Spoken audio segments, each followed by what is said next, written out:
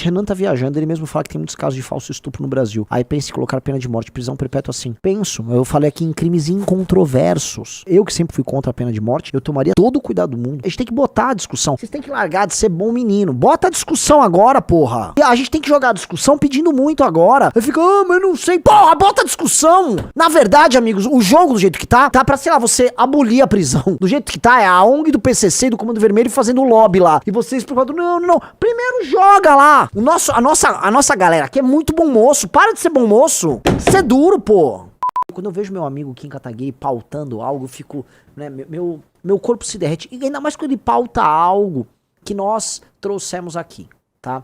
Eu me lembro que um dia aqui, né, num lapso, num momento de loucura, eu comecei a entoar, prendeu, matou, prendeu, matou, prendeu, matou, prendeu, matou, prendeu, matou, prendeu, matou, prendeu, matou. Aí o Kataguiri ficou lá, prendeu, matou, riso. Prendeu, matou. Prendeu, matou, prendeu, matou. Ele chegou, prendeu, matou. Prendeu, matou. Prendeu, matou. Prendeu, matou. Certo? Aí ele foi e pensou, vou puxar uma pesquisa sobre isso. Kim Kataguiri puxou, né? Descobriu que, sei lá, a maior parte dos presos diziam que não cometeriam o crime, não porque, né, descobriram Deus na cadeia, porque foram reabilitados por conta de uma política socioconstrutivista, nada disso. Tá? Eles falaram que se tivesse pena de morte ou prisão perpétua, eles não cometeriam os crimes deles com medo de, né, tomar na tarraqueta. Kim Kataguiri puxou os dados, fatos e dados, ciência, como eu gosto de colocar aí, levantou e falou, ora, precisamos alterar a nossa Constituição para permitir a pena de morte e a prisão perpétua. E eu sei que muitas pessoas vieram... Esse é um tema complicado. Eu nunca defendi pena de morte, tá? Ainda mais num estado como o Estado brasileiro. Mas a ideia muda, né? Infelizmente a ideia muda. Porque, meus amigos, tá muito claro aqui que nós estamos em guerra. E nós, enfim, já tentamos todas as coisas no campo contrário, do ponto de vista de reabilitações, de saidinhas e outras invenções muito brasileiras, nossas jabuticabas em termos de processo penal, em termos de direito penal. Agora que tal a gente só fazer o clássico que deu certo? Kim Kataguiri trouxe esse tema e falou assim, precisamos mexer na nossa Constituição. Precisamos de um plebiscito para tratar disso. E aqui, quem aqui concorda com o tema? Eu entendo os que argumentam, o Brasil não conseguiria, porque eu pensava assim. Eu acho o seguinte, para crimes incontroversos. Crimes assim, por exemplo, um homicida, que inclusive, enfim, um homicida pego em flagrante. Homicida foi pego em flagrante. Não dá nem pra dizer que é réu confere, foi pego num flagrante.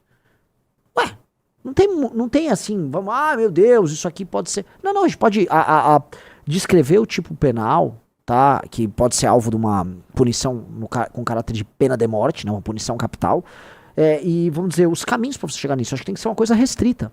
Ela tem que ser restrita, porém aplicável. E eu acho que faz sentido, sim, nós termos pena de morte no Brasil. Alguns têm medo, então tudo bem. Vamos tentar federalizar algumas penas? Alguns estados vão ter pena de morte. Tenho certeza que Santa Catarina, na hora, iria instituir a pena de morte lá. Mas na hora. Tenho certeza que, sei lá, um estado do centro-oeste instituiria. E aí vocês vão ver o efeito disso, né? Assim, latrocidas, criminosos de ordem sexual, iam começar a pular de medo. Essa é a real. Pular de medo. E aí, cara, vamos estipular, olha só, um crime incontroverso, ou alguns flagrantes muito óbvios. Pô, beleza. Né? Um cara, sabe... O cara matou uma pessoa, foi pego logo em seguida pela polícia ali. Tudo bem, não tem muita dúvida, né? Não é uma grande investigação, você não vai fazer um longo filme de Hollywood contando os dramas disso. Não, assim, é um crime incontroverso, você já sabe o que o cara cometeu e tal. Beleza, esse caso cabe pena de morte. Gente do céu, o risco para um bandido tentar cometer um assalto armado, que pode... Nem por vontade, às vezes não é assim, ele não estava objetivando cometer um latrocínio, mas um assalto armado acaba levando ao latrocínio. O medo dele cometer um assalto e se ferrar é gigantesco. O vagabundo, galera, vagabundo quer vida mansa. O vagabundo faz cálculo. Qual é a minha recompensa com assalto alta? Como o risco baixo, que é o caso de hoje, ele vai cometer o crime. E aí ele bota a vida dos outros em risco. Eu acho muito engraçado que hoje o que a gente tem é o seguinte, o poder discricionário de agentes do crime em cometer ou não o assassinato de pessoas inocentes, e a gente preocupado, na real, se o Estado pode cometer uma injustiça com algumas pessoas. E naturalmente o Estado pode, e a gente tem que estar preocupado. Não vou negar, eu não vou me bestializar aqui. Mas dito isso, crimes incontroversos, sim, pode caber pena de morte, sim, e assim, Pô, o cara cometeu um latrocínio, foi pego, vamos matar ele. Gente, vamos matar ele. Olha como eu tô falando aqui, tranquilidade. Vamos eliminá-lo.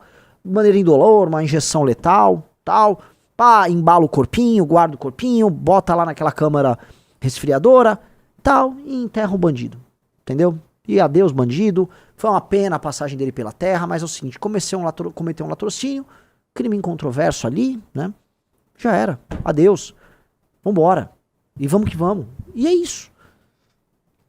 Prisão perpétua é a mesma coisa. Nós temos que construir, e essa é a real, nós temos que construir instrumentos penais de modo a fazer com que o bandido nem sequer tenha vontade de cometer o crime.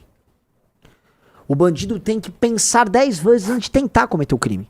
Porque a gente pensa muito assim no aparato repressor que tem que funcionar, policiais na rua, câmeras, tudo isso, tem que ter todo esse aparato. Aí tem que ter o aparato das leis penais, as leis de processo penal, tá? Com boas leis penais e boas leis de processo penal, só de você tê-las e de você ter um judiciário mais ou menos eficiente, você impede a consecução do assalto. Ou seja, a eficácia do Estado em punir faz com que menos crimes sejam cometidos. Logo, o próprio Estado é usado menos, a polícia é usada menos. E aí você não precisa ter tantos policiais, entendeu? Porque hoje o que nós precisamos, hoje o que vem funcionando, inclusive em termos de política de segurança pública nos estados ao redor do Brasil, é o que foi criado aqui em São Paulo, que é você criar os enxameamentos ali de policiais. Então, você pega regiões onde você tem mancha com crime, você deixa muitas viaturas rodando, muitas motos rodando. Então, tão logo o crime aconteça ali, você consegue cercar o cara nas regiões. E isso depois com uma política de câmera, você realmente começa a trabalhar legal. Que é o que funcionou nos estados que diminuíram demais o número de homicídios. Temos um meio que uma forma, mas essa forma é custosa. Então, que tal nós melhorarmos isso com boas leis de processo penal, boas leis penais, aí você vai fazer com que o bandido não tenha um incentivo. Ora, me parece ok. Ora, vamos lá, né? Eu não sei como é que funciona essa questão da pena de morte na China, mas eu sei que a China tem, para alguns casos. Os Estados Unidos tem, diversos estados. Eu vou puxar vários países que tem, tá? E punições duras e capacidade de punir diminuem a vontade no cometimento do crime. O lance todo não se preocupem tanto assim com o ato do cometimento do crime. Esse realmente tem que ser, tem que haver polícia e tal. Pense nos assaltos e nos assassinatos que foram evitados porque o bandido sequer entrou para o crime. Nós temos que criar meios para evitar que o cara sequer pense em cometer o crime. A grande vitória de uma boa legislação e do bom papel repressivo do Estado é esse. Vigiar, punir, mas se pego, preso, e se preso, dependendo do caso, morto. Se pego, preso, se preso, preso por muito tempo. E é isso. Olha lá, pena de morte no mundo. Como vocês podem reparar, né, temos a presença da pena de morte em inúmeras regiões desenvolvidas e subdesenvolvidas do mundo. Então você vai pegar a Índia. A Índia é um país muito mais populoso, muito mais pobre, muito mais desigual que o Brasil. Os números de assassinato na Índia são, acho que em termos absolutos são menores que o do Brasil, mas em termos relativos são incrivelmente maiores do que o Brasil. Por coincidência, a Índia tem pena de morte. Não é a pena de morte que garante isso, mas também é o que ajuda a garantir. Tá? Não é que ela garante, mas ela tem algum papel. Estados Unidos tem, você vai pegar parte do mundo árabe tem, China tem, Japão tem. Então a gente está falando aqui de países altamente civilizados, países ricos. Eles o têm. Né? Não estou aqui falando a real. Tá? Uma parte do sudeste asiático, parte ali daquele mundo ali, daquelas ilhas ali acima da Austrália também. E eu acho que nós podemos olhar, né, de uma maneira especial para isso como medida, sim. Eu acho que nós precisamos tratar desses assuntos sem chororô, sem... Como é que eu posso colocar? Sem aquele mimimi e sem aquele chapeuzinho do estudante de direito. Nós que fomos estudantes de direito aqui no Brasil, nós pegamos uma determinada tradição humanista que nos transformou em idiotas. E nós perdemos o senso da realidade. O estudante de direito no Brasil é treinado para ser um idiota. E como nós somos uma nação de bacharéus, e é verdade, o Brasil é um país de bacharel. Todo mundo quer ser bacharel em direito. O Brasil forma mais advogados do que o mundo todo. O Brasil é o lugar que mais forma advogado. Então ficamos formando advogados e os advogados são treinados para defender a estupidez.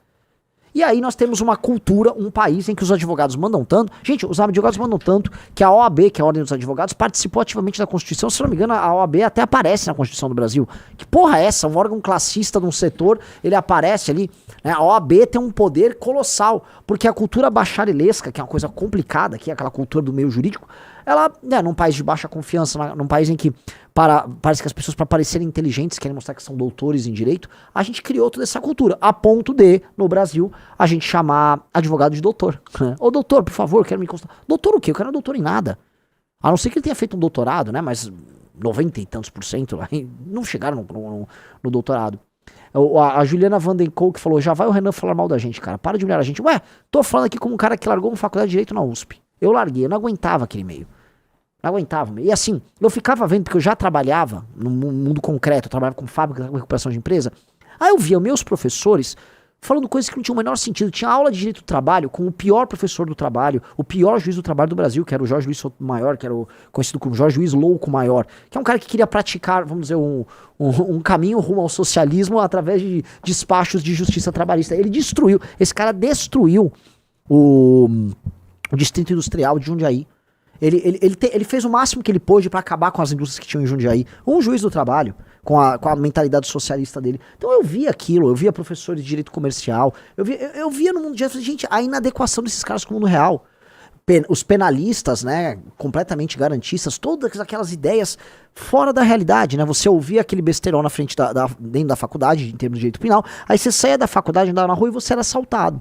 Mas, poxa, os alunos eram todos assaltados ali, mas eles eram assaltados de um jeito humanista, né? Roubavam ali a carteira do aluno, mas roubavam e o aluno, poxa, tô iluminado aqui com esse roubo me ensinou aqui que eu tenho que pensar em novos meios de reabilitação e ressocialização. A real, o mundo do direito só F o Brasil.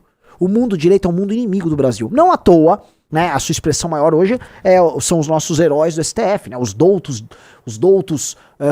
juristas do STF que conseguiram a proeza de tirar o judiciário de qualquer teto. Ou seja, o judiciário escapa da LRF, lá na época do Fernando Henrique Cardoso, eles escapam de tudo. O judiciário não quer ter controle de gasto. Porque eles são os doutores, porque eles mandam, ô doutor, um monte de ideia merda na cabeça, uma vaidade colossal, tá? E dá nisso. E falo disso assim, Kim Kataguiri estuda direito, né? Boa parte do nosso meio é formado por advogados. Boa parte dos membros do MBL são formados em direito. É necessário até estudar direito para você ser um bom homem público. Mas a mentalidade do direito brasileiro é uma merda. Uma das coisas que eu pretendo fazer, tá? A gente tem aquele projeto Elite, que a gente tá formando grandes lideranças, tá? Um dos nossos projetos é justamente a gente fazer uma faculdade de direito. Eu quero ter uma faculdade de direito. Aí você fala, poxa, Ana, mas você tá xingando? Eu tô atacando aqui porque eu acho que a gente vai ter que participar desse negócio, porque é um país hiperjudicializado, um país com uma máquina estatal gigantesca, é um país que, dado que o conhecimento ele é disperso, a dispersão do conhecimento se dá por maneira muito desigual, você vai ter o conhecimento e o poder dentro de um topo, e o topo é muito jurídico, então eu preciso formar juristas. E eu preciso formar juristas com outra mentalidade, eu preciso formar penalistas que saibam defender e se expressar e participar do debate público defendendo uma agenda punitivista para derrotar esse bando de garantista. Precisamos. A gente precisa de prerrogativas à direita, entendeu? Precisamos de pessoas que entendam, sei lá, de um papel diferente da magistratura no Brasil, que não seja papel predatório do ponto de vista do erário. Precisamos pensar em gente que pense em tornar eficiente o judiciário, e entendendo que o judiciário, tá, no mundo inteiro vai passar agora por uma substituição por conta da inteligência artificial. Eles não têm ideia do que as inteligências artificiais vão fazer com o judiciário. E o Brasil é tão maluco que é capaz do judiciário proibir na canetada a existência de inteligência artificial no setor. Anotem aí, tá? O Zat, Renan tá viajando, ele mesmo fala que tem muitos casos de falso estupro no Brasil. Aí pensa em colocar pena de morte, prisão perpétua assim.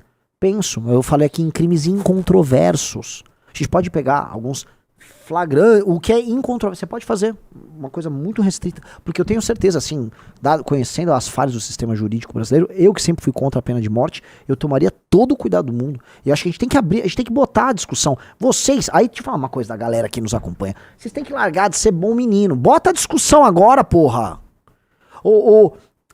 A Erika Hilton botou uma discussão de, como é que é, escala 3x4, trabalhar 3 vezes por semana. Ela jogou ali, a gente tem que jogar a discussão pedindo muito agora. Aí fica, mas não sei, porra, bota a discussão!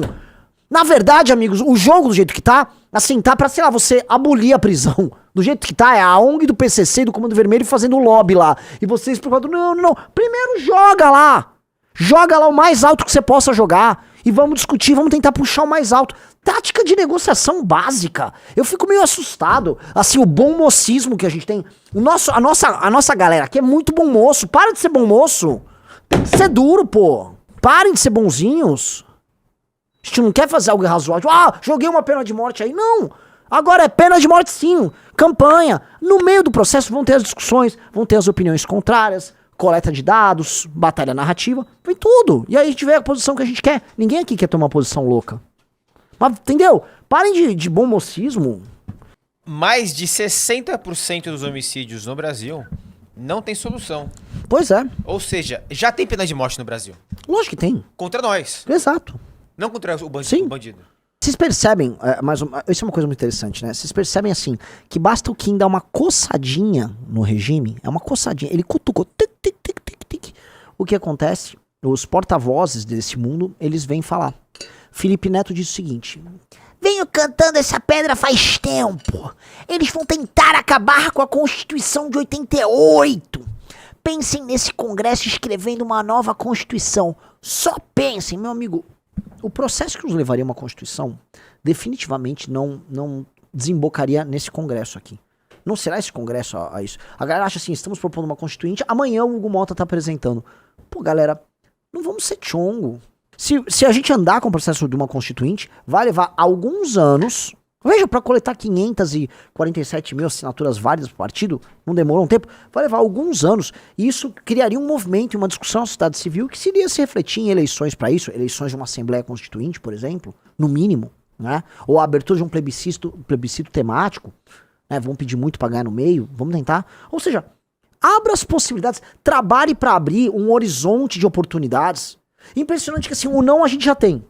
O não a gente já tem. O que me irrita é que esse argumento que o Felipe Neto usou, muitas pessoas aqui, nossas, usam. Então tem dia, vão ficar no imobilismo. Porque, assim, os dados são muito claros. Onde nós formos em termos políticos, nós estaremos cercados por canalhas do Centrão. Onde nós somos. E eles já deliberaram a Constituição de 88, ela já foi feita por eles. Ora, se ela já foi feita por eles, não pensem que ela vai piorar ou melhorar agora com eles. Tá? No mínimo ela vai ficar parecida. Tá? Porque foram as mesmas pessoas, é a mesma mentalidade, eles já emendam ela constantemente. O que nós podemos fazer é lutar para alterar um pouco o estado das coisas e aí conseguir alguma mudança. Para isso você tem que abrir um horizonte. Um homem, vou parafrasear, não sei se foi o Mano Brown que falou, mas assim, tem uma sabedoria muito grande. Às vezes na vida, cara, você não precisa ter posse, você não precisa ter dinheiro, você não precisa ter nada, tá? Você precisa ter um horizonte, você precisa ter um sonho. Você tirar do homem a capacidade de sonhar e pensar algo diferente, você tirou tudo dele. Às vezes o cara não tem nada, se não der um sonho. O que eu quero dizer é, se vocês tirarem um horizonte de possibilidades que você possa criar, você não faz mais nada. Porque o Brasil é um Brasil de Edinaldo mesmo. É um país de um monte de cabeçudo. É um país de pessoas com hidrocefalia ali, não comandando a gente. Não sei o que acontece, que a pessoa participa de qualquer processo eletivo, direto ou indireto, dentro de associações, dentro de partidos, dentro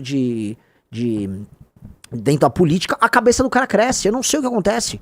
Todos eles viram Edinaldo, cara. Eu já tô vendo, cara. Pô, a gente tá montando um partido, Riso. Provavelmente minha cabeça já cresceu alguma coisa. Você também. Você é dirigente partidário. Nossa cabeça já aumentou de tamanho. Então, né? A gente fica... Pô, tomar cuidado aí. Porque é impressionante. Você vira um cabeçudo, um mongolóide. Dinheiro.